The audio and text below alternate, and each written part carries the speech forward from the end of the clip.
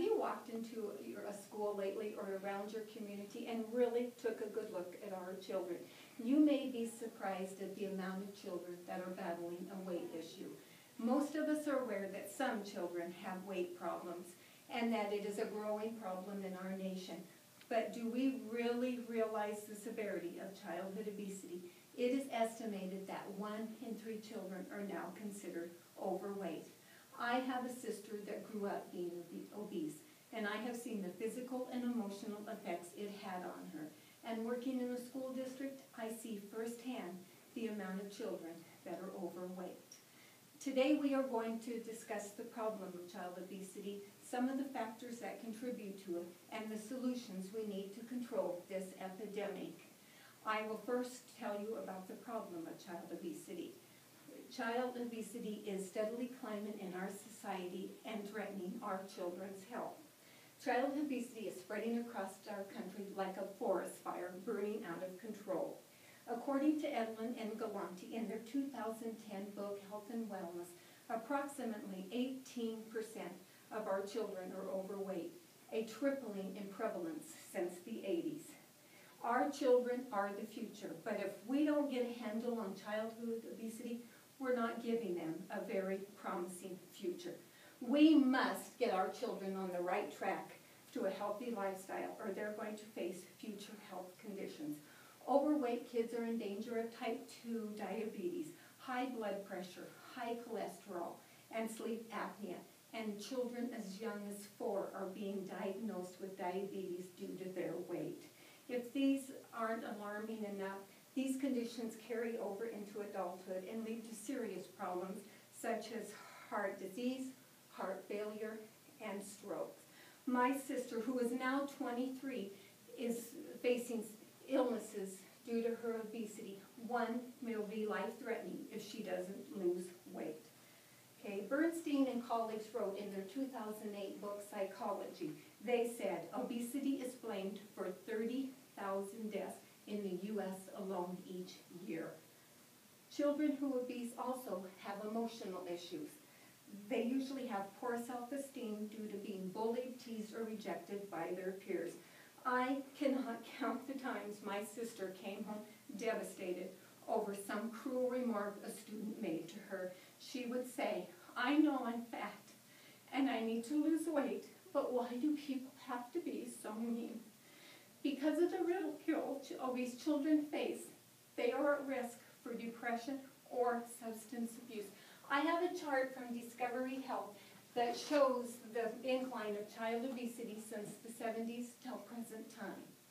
I have told you about the problem of child obesity, and now we will talk about some of the factors that contribute to it. It's important to know the factors of childhood obesity so that we can control them. Many factors contribute to obesity. One is our unhealthy eating habits. 30 years ago, children sat down with their families and ate a healthy, home-cooked meal. In today's society, parents lead hectic lives and choose quick and easy, such as fast food, microwavable, or pre-packaged meals. Mr. Cat, could you come to the office, Mr. Cat? Partaking of junk food is also packing the pounds on our children. Instead of reaching for healthy fruits and vegetables at snack time, they are choosing fatty chips, sugary items, and highly processed foods. An additional factor of childhood obesity is the consumption of sugary drinks on a daily basis. Children are drinking larger amounts of pop and juices than ever before instead of milk and water.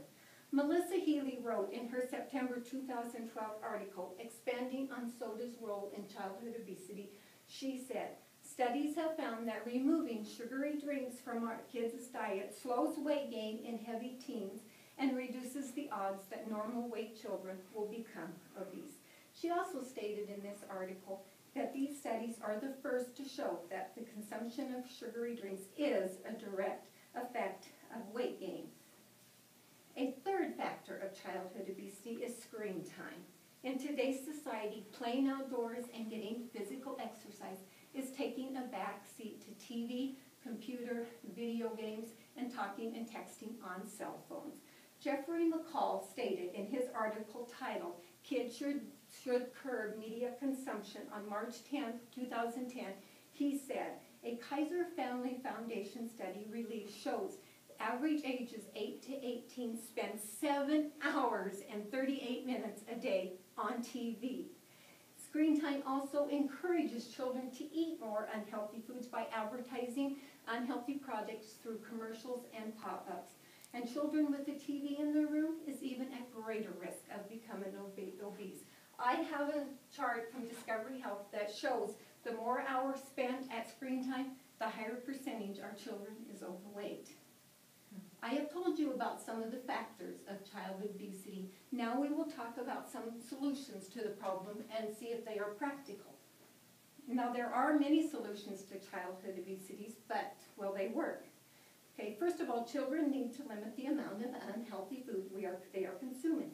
Parents have got to provide healthier fruits and snacks at home and limit the availability of chips, candy, and cookies.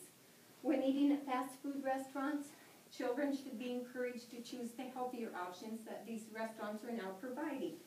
Another solution recommended to prevent childhood obesity is limiting the amount of screen time. Adriana Koo wrote in her 2001 article, Food for Thought, What Parents Can Do to Prevent Childhood Obesity. She said, parents can discourage passive sitting by limiting TV viewing to 2 hours or less a day. Now this needs to include computer, video games, and cell usage too. And the AAP suggests that children under 2 years of age not be allowed any screen time at all. Now, providing children with healthier drink options will also aid in our battle against childhood obesity. Parents should buy their children plain or flavored water instead of pop and juice. Schools need to remove all pop machines and replace them with bottled water and milk machines. The mayor of New York, Michael Bloomberg, wants a ban to take away all plus-size drinks in restaurants, movie theaters, and stadiums. This would prohibit the sale of anything over 16 ounces. Now, are these solutions practical in our battle against childhood obesity? Some critics may argue that since children are more likely to be at home alone due to both parents working, that they're going to choose quick and easy snacks, which are usually higher in fat and calories. And if they have to pick between screen time and getting exercise, they're going to pick the screen time. But supporters of these solutions feel that if parents prepare fresh fruits and vegetables for easy access and don't buy the junk food or drinks, their children are going to choose the healthier options. They can also have a contract with their child on the amount of screen time they are allowed. Now, maybe each individual solution will not provide immediate results, but together, these will make a difference in fighting childhood obesity. No matter how many solutions are provided, the main weapon against childhood obesity is parental guidance. Parents, we are the role models. They learn from what we show them. From birth, we can install good habits in our children. If we eat fruits and vegetables, our children will eat fruits and vegetables. If we get off the couch, get outside, and get away from the screen time, our children will follow suit. Parents, you must take the initiative to provide the healthiest lifestyle for your child. Please choose to help them.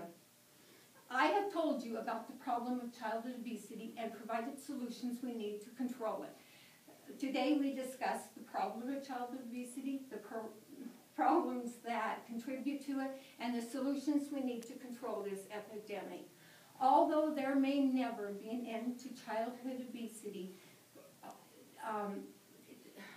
with the help of parental guidance and our solutions, we will begin to see less and less of these children in our schools and throughout our community. Thank you.